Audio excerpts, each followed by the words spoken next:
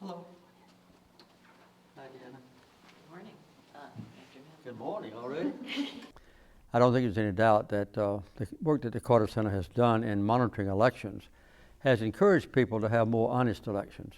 And sometimes just knowing that we are there and other international observers has deterred people who would have cheated in the elections and were afraid to do so with international observers watching what was going on within the country.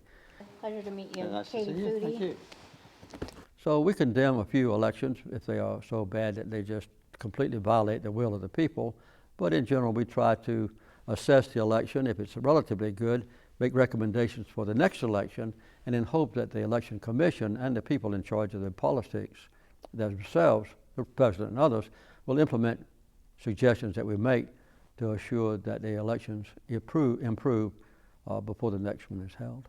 And then when it was finally decided by the Supreme Court, then a lot of people who had, well, I think that President Obama is doing the right thing in trying to have an agreement with Iran so that they will deter them, at least for 10 years or 15 years, 20 years, whatever it is, from developing a nuclear explosive device. And I think if we abandon that effort, then I believe it's almost inevitable that Iran will go ahead and develop some kind of nuclear capability that we don't like.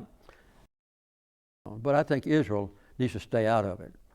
And I don't think Israel has the capability militarily to attack Iran. But I think they would be perfectly willing for the United States to do so just to protect Israel's interests. I think that's the wrong thing. Mm-hmm. And I think that in the case of ISIS, where they are deliberately executing Christians just because of their faith, this is a horrible event that has aroused the animosity even of other Muslims, and many Christians have been aroused that wouldn't have been otherwise. Ethiopia has been a Christian country basically for 2,000 years or so. And now I think the Ethiopians are now having massive demonstrations of 100,000 people or more just because ISIS did take few dozen of their Christians and execute them.